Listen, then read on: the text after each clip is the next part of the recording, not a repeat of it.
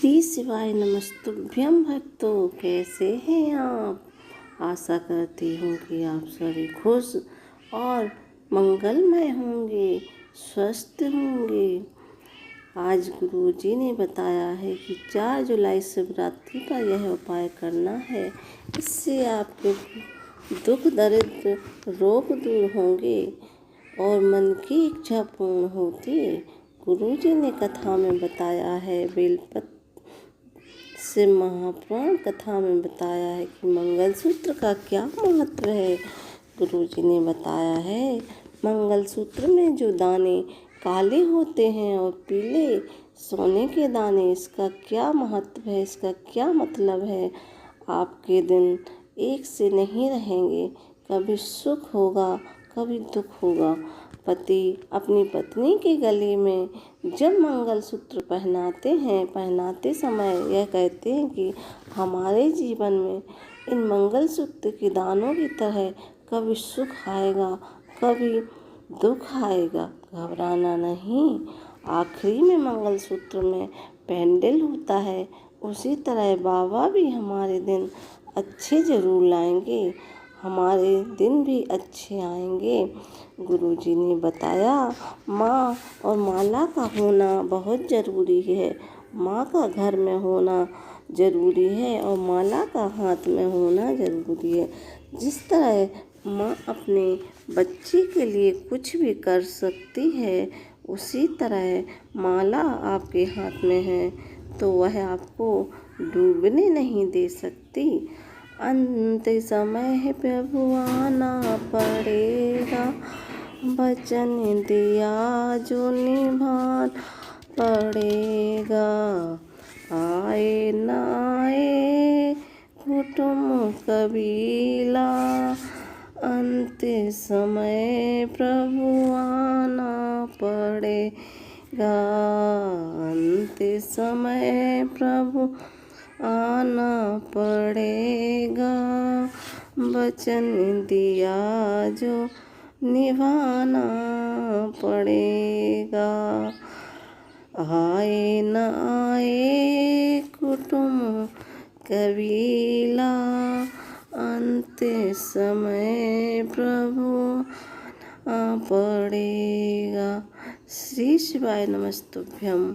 हर हर महादेव।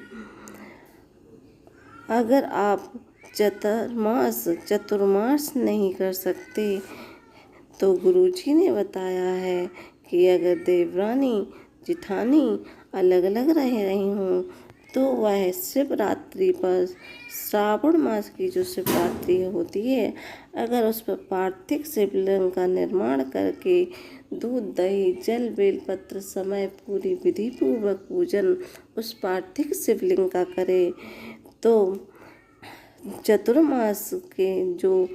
चतुर्मास होता है उसका पूरा पुण्य उस शिवरात्रि को पूजन करने से मिल जाता है।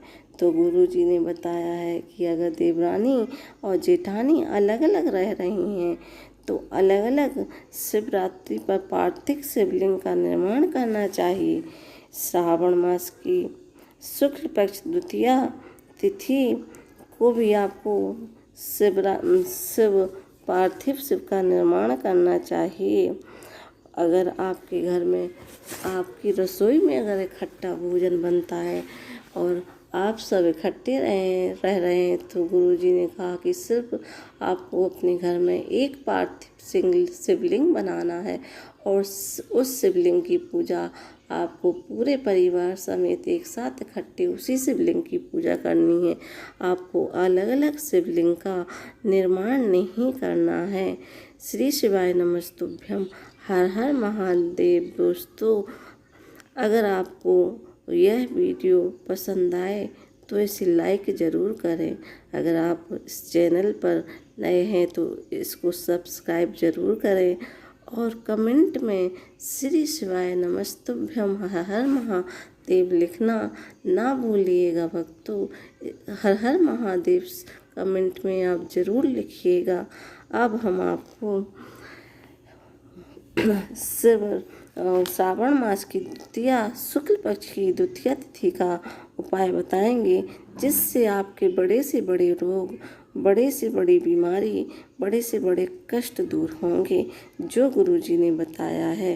अगर आपको कोई बड़ी बीमारी हो गई है, जिसकी लीवर, किडनी काले काले चिट्ठे पड़ गए हों, सफ़ेद चिट्ठे पड़ गए हों, चर्म रोग हो गया हो, आपकी काया बेकार हो गई हो, कैंसर जैसा रोग, भयंकर रोग हो गया हो, उसको ब्रेन ट्यूमर हो गया हो, उसको शुक्ल पक्ष की द्वितीया चंद्रमा का दर्शन करना है।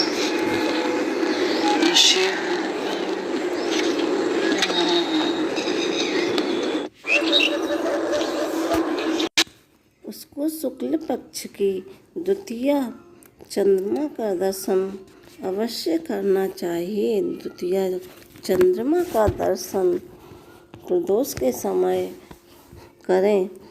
प्रदोष काल का जो समय होता है वो सूर्योदय से सूर्य अस्त से 45 मिनट पहले और सूर्य अस्त के 45 मिनट बाद का जो समय है प्रदोष काल कहलाता है।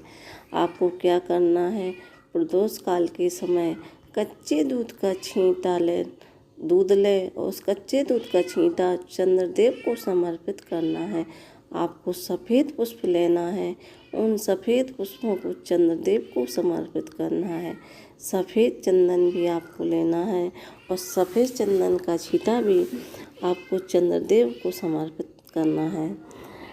कितना भी बड़ा रोग हो, उस दूध को आपने जो चंद्रदेव को छींटा समर्पित किया है, उस दूध को आपको और उस चंदन को आपको अपने शरीर पर लगाना है और उन्हीं की रोशनी में आपको 10 से 15 मिनट बैठना है और उन्हीं के हाथ जोड़कर दर्शन करने हैं और उनसे प्रार्थना करनी है कि हे चंद्र महादेव, आप मेरे रोग को दूर करिए, मेरे कष्ट को दूर करिए।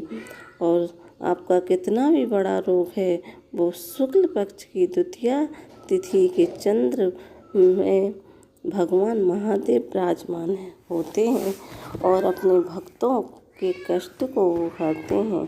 अगर शुक्ल पक्ष की द्वितीया तिथि के चंद्र के दर्शन करने से सभी रोग दूर होते हैं। द्वितीया तिथि के चंद्र का दर्शन आपको अवश्य करना चाहिए। श्री शिवाय नमस्तुभ्यम, हर हर महादेव। अब हम इस वीडियो को यहीं पर समाप्त